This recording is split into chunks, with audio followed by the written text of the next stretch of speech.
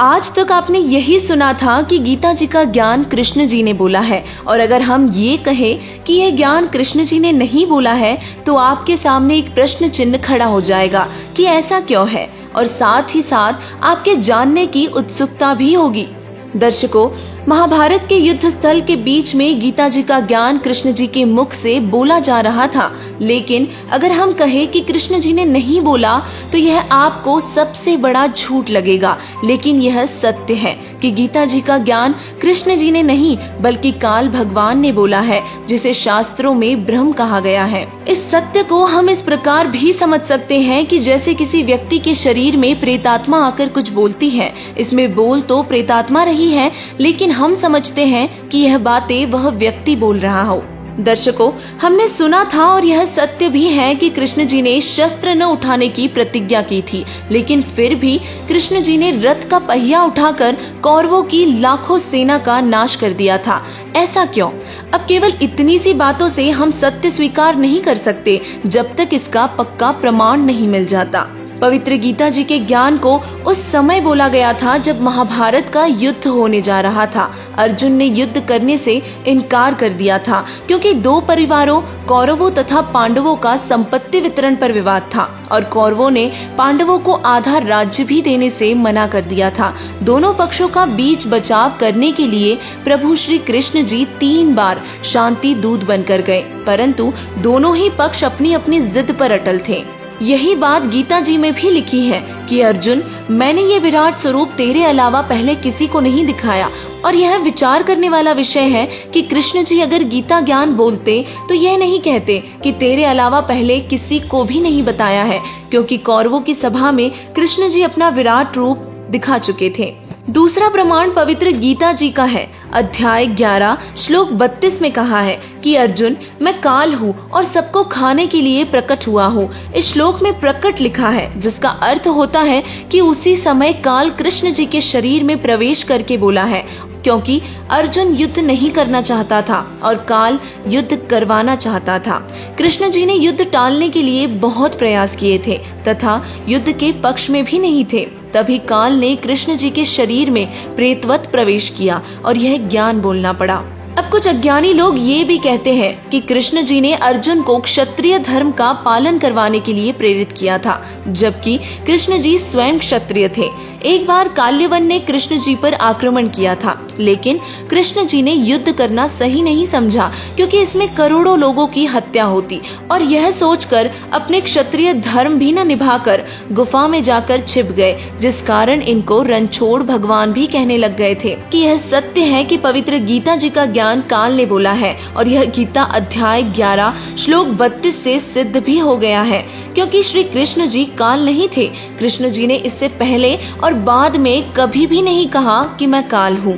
तीसरा प्रमाण अब आपके सामने रखना चाहते हैं। जब तक महाभारत का युद्ध समाप्त नहीं हुआ तब तक काल ब्रह्म अर्थात एक क्षर पुरुष श्री कृष्ण जी के शरीर में प्रवेश रहा था तथा युधिष्ठिर जी से झूठ बुलवाया कि कह दो कि अश्वत्थामा मर गया है। महाभारत का युद्ध समाप्त होते ही काल भगवान श्री कृष्ण जी के शरीर से निकल गया और श्री कृष्ण जी ने श्री युधिष्ठिर जी को इंद्रप्रस्थ अर्थात दिल्ली की राजगद्दी पर बैठाकर द्वारिका जाने को कहा।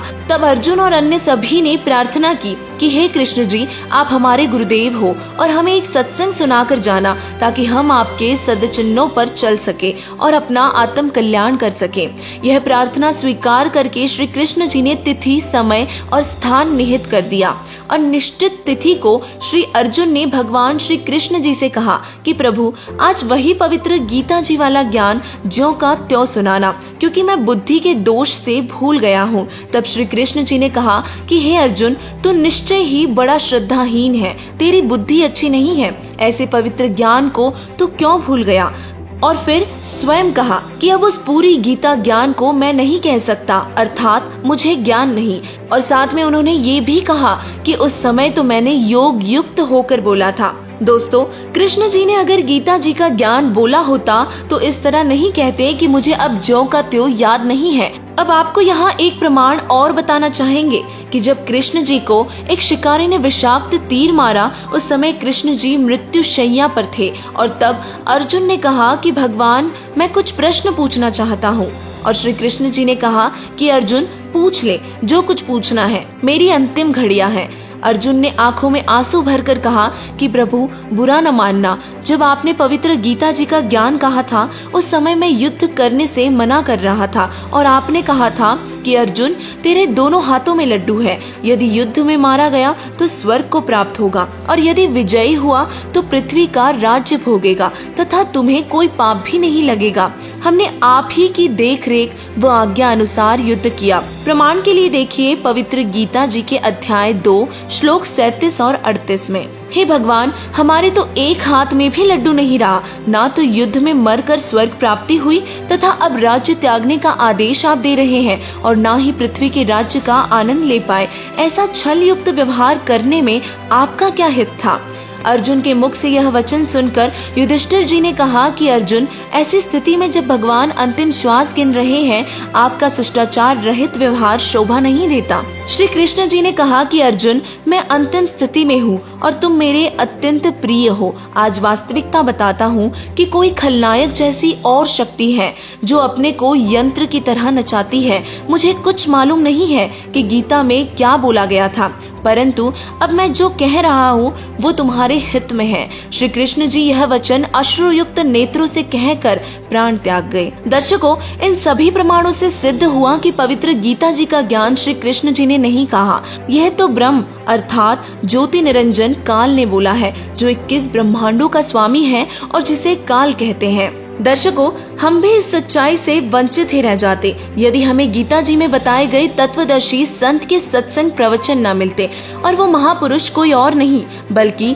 जगत गुरु तत्वदर्शी संत रामपाल जी महाराज जी ही है। अतः आप सभी से हमारी प्रार्थना है कि आप सब भी संत रामपाल जी महाराज जी के सत्संग प्रवचन सुनिए और उन्हें शास्त्रों से मिलान करके देखिए, और सही सिद्ध हो तो आप उनसे नाम दीक्षा लेकर अपना कल्याण करवाइए। धन्यवाद।